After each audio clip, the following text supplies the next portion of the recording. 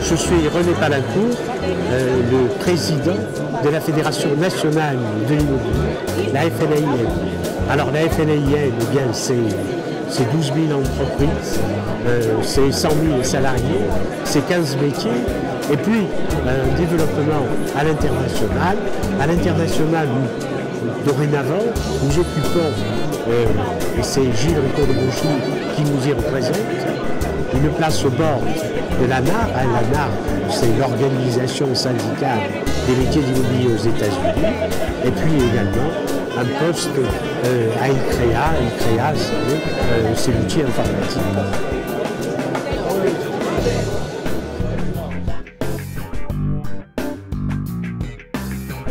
René Palincourt, bonjour.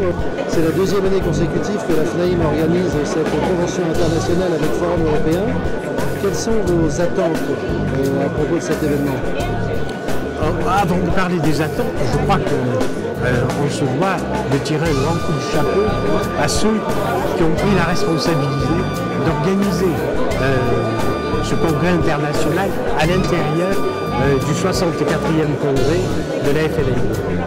Alors c'est Gilles Rico de Bouchy, qui est le président de cette organisation, accompagné par notre ami Pierre Cor à Gérardmer, qui est un peu la mouton de main. Alors voilà, déjà un coup de chapeau.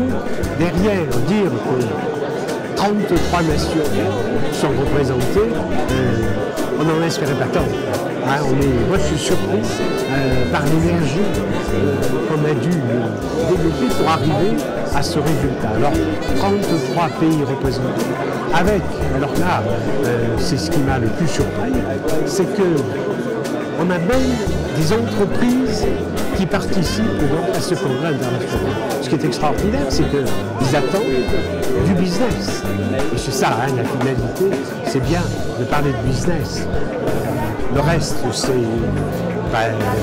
bout de pinceau.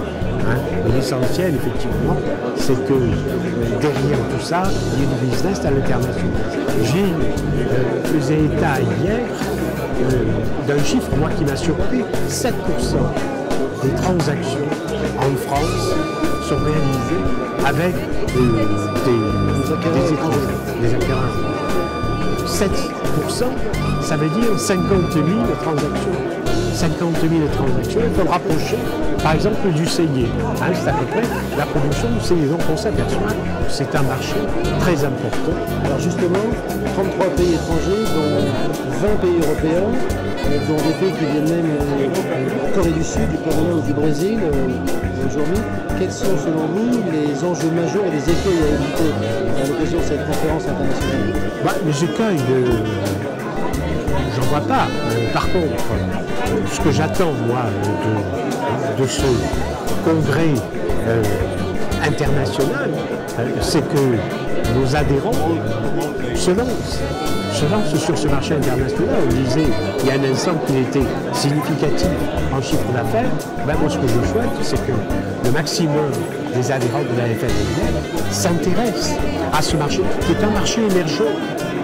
Jusqu'à maintenant, l'international existait, mais pour autant, il n'avait pas trouvé son sens économique. Là, je pense qu'aujourd'hui, on peut parler d'un vrai sens économique du marché international.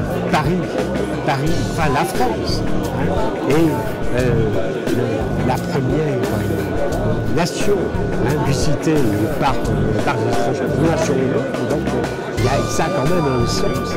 Et ce marché, c'est un marché que les professionnels de la FNAIM doivent s'accaparer. Et c'est ce que je souhaite. C'est ça l'enjeu. Aujourd'hui, la FNAIM est une organisation leader dans le monde en matière internationale. Elle est membre permanent du conseil d'administration d'ICREA.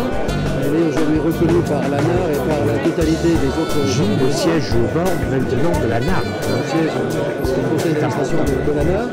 Quelle doit être selon vous maintenant la stratégie internationale de la FNAIM pour faciliter les rapports et les relations professionnelles entre les opérateurs européens en particulier et mondiaux en général? Je crois qu'on attend beaucoup de Proxio, ce portail international, sur lequel les professionnels vont pouvoir, à un certain niveau, alors parce qu'il faudrait demander à Gilles de le préciser, mais à un certain niveau, c'est gratuit.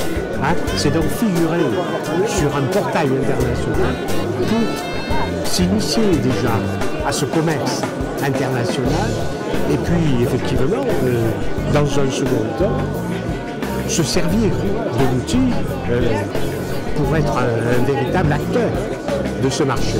Je pense que ça va se faire en 2 temps. On ne va pas s'improviser comme étant un agent immobilier international. Il va peut-être falloir un certain temps. Et je suis persuadé qu'à terme, c'est-à-dire d'ici 2-3 ans, à la fédération, nous aurons un groupe de travail à l'international qui sera aussi important que celui des experts ou des diagnostiqueurs.